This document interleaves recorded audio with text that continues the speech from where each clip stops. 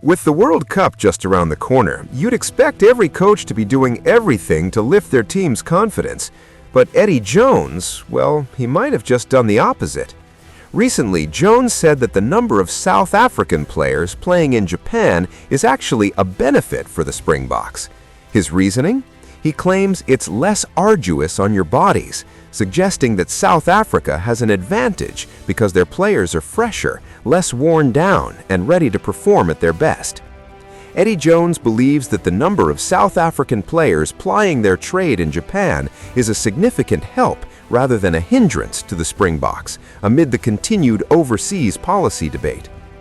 Unlike New Zealand, England, and Ireland, who will not select individuals featuring abroad, South Africa have relaxed their rules to allow their test stars to play anywhere. Many, including two-time World Rugby Player of the Year Pieter-Steph du Toit and the latest recipient of that award, Malcolm Marx, play in Japan Rugby League One, and that has not impacted their game. While it is considered a lower standard of rugby than the top European competitions and Super Rugby, the season is relatively short and it is less physical.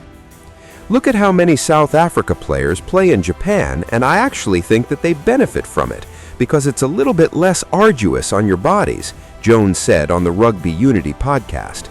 They get good training time in, they get enough practice, they get plenty of touches on the ball, which is an advantage. League One is like an old Super Rugby, like Super Rugby 2000. Plenty of ball movement, plenty of touches of the ball. It's that hybrid rugby without the hard contest at the breakdown, so it's a good league to play in. For the best players, they get plenty of touches, practice, they have a good lifestyle, they don't have to do any media or endorsements, and they get well paid. Their wives are happy, families are happy, and come back refreshed, Japan head coach Jones added. Look at Malcolm Marx. He's just won World Rugby Player of the Year, and he's played here the last 3 years. It's an advantage for them, a massive advantage. Now, as an opponent, think about this. Why would a coach openly give another team psychological leverage like that? Saying the Springboks are at an advantage before the tournament even starts is almost like planting fear and doubt in your own squad. It's a subtle but powerful mental disadvantage. In rugby, confidence isn't just important, it's everything. It affects how players train, how they perform under pressure, and even how they react in critical moments during a game. If your own players hear your coach suggesting another team has the upper hand, even unconsciously, it can shake their belief in themselves. And let's be real, this isn't just about physical fatigue or recovery, it's about mindset. The World Cup is as much a mental battle as it is a physical one.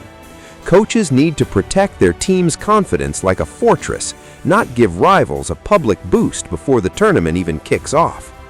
So while Eddie Jones may have meant it as an honest observation, the message it sends is clear. You have to be careful what you say in public. One comment can shape the way your team feels about themselves, and at this level, that mental edge can make all the difference.